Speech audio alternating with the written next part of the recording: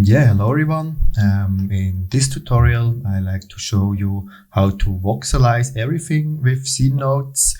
In the first step, we are building an object group capsule where we can voxelize everything, and I show you how to colorize also the voxel depending on the texture. And in the second part, I show you the same with an pyro simulation. Yeah, okay, I think we can start. First, we need an object group capsule, so our generator object.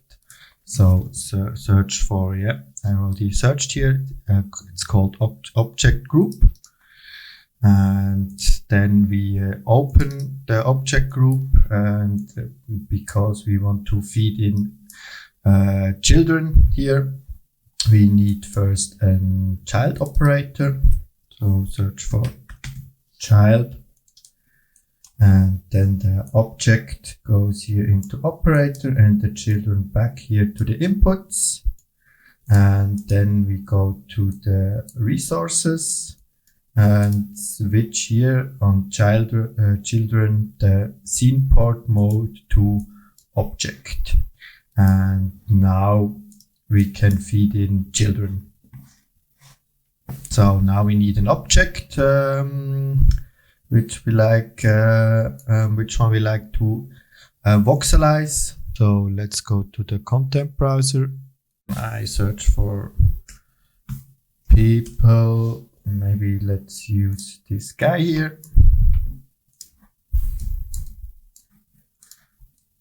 Perfect. And now we feed the guy here inside our object group capsule. Maybe let's call it voxelizer. And you can see we have it here as a child now. We can open this and we have here the geometry of our person here. So to voxelize our object, there is a distribution called volume voxel fill, and it needs the geometry. So we feed in the geometry, and we have here the two settings, the voxel size and interior fill. I will explain this later. And now we have here a distribution. Distribution is a collection of arrays. You can see here the type. It's an array collection with different arrays inside, with the matrix, the indices, and so on. So to iterate over all the arrays, we can use an iterate collection. So feed this in here. And now when we open the elements, you can see it iterates over every array. So we have here all the matrices, so the position, rotation, scale, and the index, and so on. And next, we need an voxel. So we use a cube for this. But you can use area object, but because it's called voxelizer, we use a cube. So search for cube. So, and the cube now here, it's just a simple geometry object. We can switch it to an operator node, to then right click and say toggle node type. And now we have an actual operator. And then we are using a matrix operator. Feed in the cube and the matrix, and that is on to the output. And you can see now we have voxels, so they're way too big. So make the cube smaller, maybe 1 by 1 by 1. And now you can see the person is now voxelized. An important thing, if you work with a lot of voxels or a lot of distributions here, switch our capsule here to multi-instance, so it is much faster then. So now the voxels, they don't have the right size, so the cube needs to be the same size as our voxel here. So we like to have a parameter for this. Press Control or Option on Mac and click here the small circle. And now we can feed this here as an output, as an input, sorry. And now you can see here on the we have now a voxel size parameter, and this one we need the size here. So same procedure, Control, click here on the circle. Now we have the size. The size is an array, and vector, sorry, and we feed in a voxel size here to the X, Y, and Z. And let me show this as wireframe. And now the voxels, the cube has the same size as our voxel size. So we can switch this here maybe to 3 or 10 or even 1. So this takes a while. So because we have a lot of voxels, you see the viewport slows down a bit. So maybe we use 3, and now the second setting here, the interior fill, is deciding how much voxels we have inside our object here. So because we just see the voxels on the outside and on the surface, we can reduce this maybe to 10. Now we are getting holes, so maybe 20, still some holes, 25, yeah, and I think now that's okay. And when we go inside, we see there are no voxels inside. So the viewport is now a bit faster. I think we can go to 1. Maybe let's try. Yeah, and it's a bit faster, but yeah, you see we have a lot of voxels. So let's go back to 3. So next, we like to have the color here from the texture. We can't feed in the texture, so we first need to transfer the texture onto a vertex color tag. So go here and vertex, we use a vertex color. So maybe deactivate this first. And on the vertex color tag, we are using fields. Delete the freeze, and then we are adding a shader field, and the shader field needs here a shader. So we don't want to make our custom shade. We want here when we go to the material, it's inside our color channel. Don't need the normals. So go to the shader field, say color, and then feed in the tag. So when we click here on our vertex color tag, you can see it is transferred to all the points.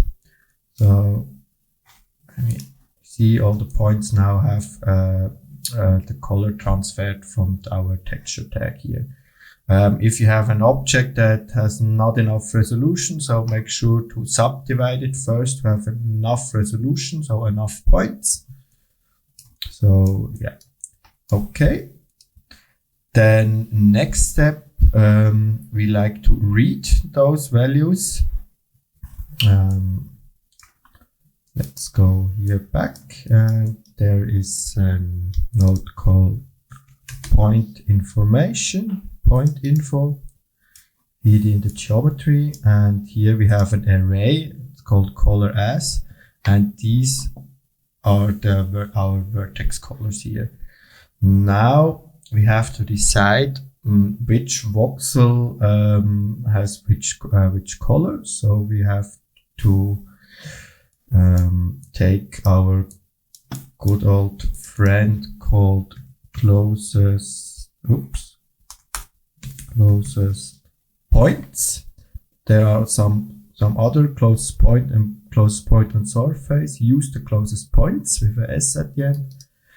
And here we also have to feed in our geometry. And now the query position. The query position are the position of our voxels.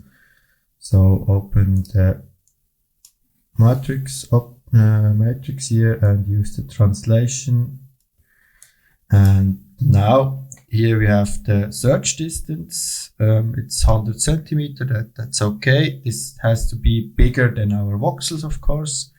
And then the maximum neighbors, it's just one. We just need 1 point to search. And now we have here an array with all the founded points. So because it's just one, we have an array with just one value. These are the indices, so it's the index of all the points. So we are using an get element object, feed in the array, and the index is 0. So now we have here the index of the closest point of every voxel here on this surface. Next, we have to extract our color values. So get another get element, feed in our colors and then the index. So let's activate our voxels. And now there is an operator called color operator where we can decide the color of our voxels. So feed this in here. Back, now you see it's black. So here you can decide your color, but we want our colors here from our vertex color tag. Feed this in here and voila. And now we have the voxels colored depending on our vertex color. And now we can feed in here array element. So a good workflow is to put this inside an connect object, put the vertex color tag and our texture tag onto the connect, put the shader field out. Shader field, you can place this outside, doesn't matter. And now we can delete the person and maybe search for mushroom. Here is the mushroom. Make it, I think I have to make it a bit bigger. Oops. So, okay, now we have here a mushroom. Feed in the mushroom. And you see the mushroom has now the color from our person. So we have to switch here the color tag, the texture tag with the mushroom texture. At the moment it is black. That is because inside the mushroom material it is built with the reflectance channel. We want the texture inside our color channel. Put this here, activate the color, don't need those two, and voila, now we have mushroom voxelized, and we can play here with two. And of course the interior fill is also important. You can make also a parameter for this. So now we have it here on our object group capsule. So, and we can maybe go lower to 10 or even 5. Okay, that's not enough. 8, yeah, and now we have our mushroom, and inside there are no voxels.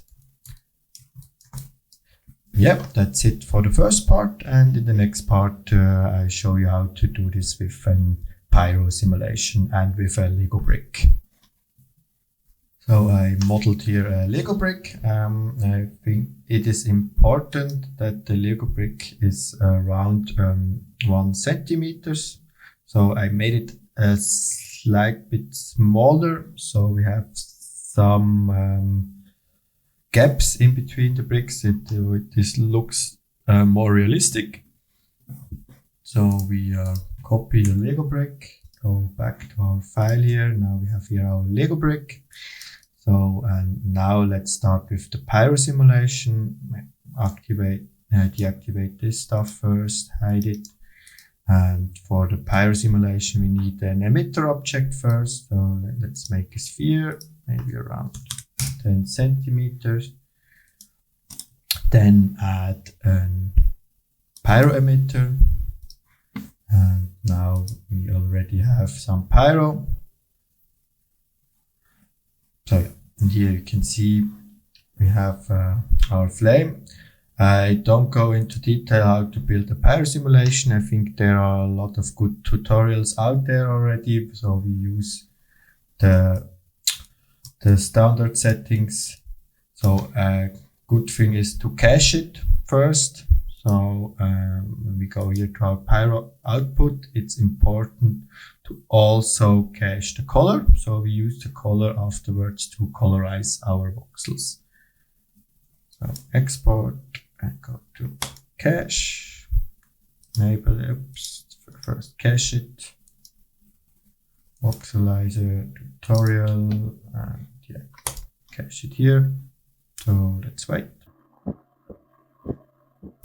Okay, now it is cached. So now we have here our smoke simulation.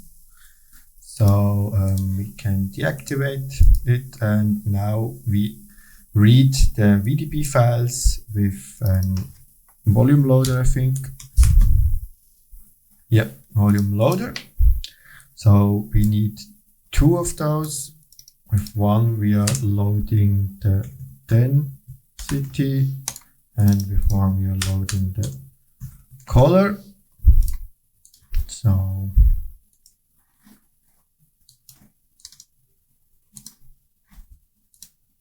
open it, and now we have it back here. Now this is our simulation as VDB. In this one we just need the density and temperature, and in the second one, so we can copy this, we just need the color. So we have 2 volumes now, one with the density and temperature and one with the color. Now we need a mesh for our voxelizer to work. So we can use a volume builder, of course, feed in the density. Let's play. Maybe hide those. So now we can see we have here our volume. I think we can up the resolution, something like this. I think we can play with this one also. Yeah, now we starting to getting our fire here. Maybe a bit more, something like this. Maybe 3. Yeah, I think this looks okay. And then of course the volume builder has to go inside of a volume mesher, and now we have a mesh here. So, and this mesh, of course, we can use inside our voxelizer. So delete the mushroom. Don't need the tag here also. Feed in this inside here. Activate it. And now you can see it's black now, but you can see we have it here now as voxels. You also can play it. I think the voxel interior has to be a bit bigger. Let's go to 15. This looks good. And now we like to have the colors here from our color VDB. Let's go to our tag, delete the shader field. We don't need the shader field anymore, and feed in the color. And now I think the sample mode, the best one is here, quadratic. And now we have the color here. At the moment it is just black and white. So we can colorize it now in different solutions. You can make a color ramp here, or you can build it inside here, inside nodes. But I think the best way is to do it with a material. But first, let's make the voxels here. Let's make the Legos, not simple cubes. So we are feeding in the Lego inside our voxelizer. And now we have here the second child. This is our Lego brick. And because we don't need the cube anymore, so we delete the cube. And then we have to feed in the geometry here inside the matrix operator. But you can see the Legos don't have the right size because our voxels is 2 and the Lego brick is around 1. So the better way is to feed in the Lego brick here directly, and now we are modifying the matrix. So we use a compose matrix for this. Where is it? Compose matrix.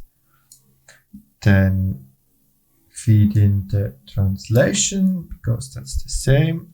And now we have to modify the scale. So, and the scale we are feeding in our voxel size. So first we can plug it in here directly, or we can use a compose 3D vector. It's also a solution. So voxel size inside here, and the result here to the scale, and then this back to the matrix object. And now the Lego brick is scaling depending on our voxel size. So we can switch the voxel size maybe to 3 or 2.5. And now we have here our simulation as Lego. Okay, now let's colorize it. Let's make a material. Don't need this anymore. I make a redshift material. So open the material here, and we like to have those black and white colors here, this information. We can make color user data. It's called here at the bottom, color user data. Then go to presets, go to object and say object color. So now we like to remap this value with a ramp. So here into the alt input, then into the color, and the color maybe load the preset here. We can use maybe flames here. I think we have to invert it.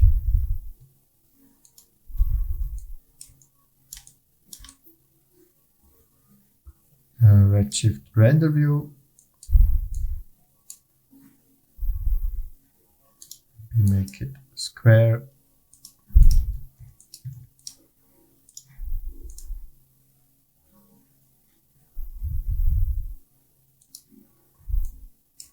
And add the material, of course.